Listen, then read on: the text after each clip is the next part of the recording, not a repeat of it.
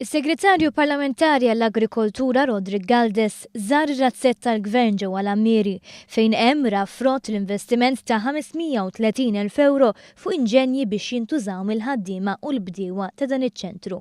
Dan l-investiment huwa parti minn wieħed ikbar li jilħaq mal-1,000,000 euro fuq inġenji ġodda żewġ tritziet tal-Gvern kemm f'dak tal-Ammieri kif ukoll f'dak ta' Taqali.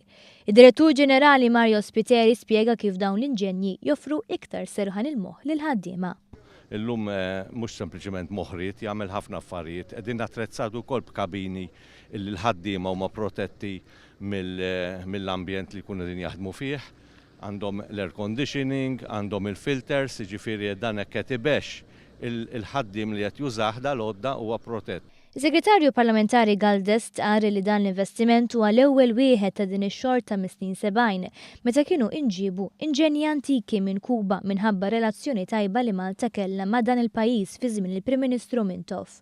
Il-vetturi u l-għodot li nxtraw jintużaw għal skopjiet differenti fosthom żbir ta' siġar, ħart tal-għelieqi u ġar todda u merkanzija. Dan it-tiġdid jawgura tajjeb għal dan il-qasam kif Galdes tkellem dwar it-tieġa li s-servizzi li jingħataw ikunu msaħħa.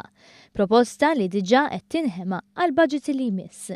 Il-ħsieb huwa li nerġgħu waqfu l-extension services li kienaw 20-30 sena ilu fid-direttorat li l-idea tiegħu huwa li l-bdiewa li jkollhom bżonn pariri li jingħataw l-għajnuniet biex huma jkunu jistgħu jtejbu l-operat tagħhom, il-pariri joħduhom minn hawnhekk u allura jkollna kuntatt kemm l-impjegati flimkien ukoll mal-bdiewa nfushom anke fuq il-post fejn tkun tissir l-operazzjoni. Galdes jgħid li l-Gvern mhux se jieqaf sempliċement ma' dawn l-investimenti, iżda qed ikun parti minn pjan holistiku li jinkorpora fih is-settur kollu u għalhekk inkluż ukoll il-bidja privata li permezz ta' extension services il-bdiewa se jkunu jistgħu jkomplu jimirħu fil-mestier tagħhom.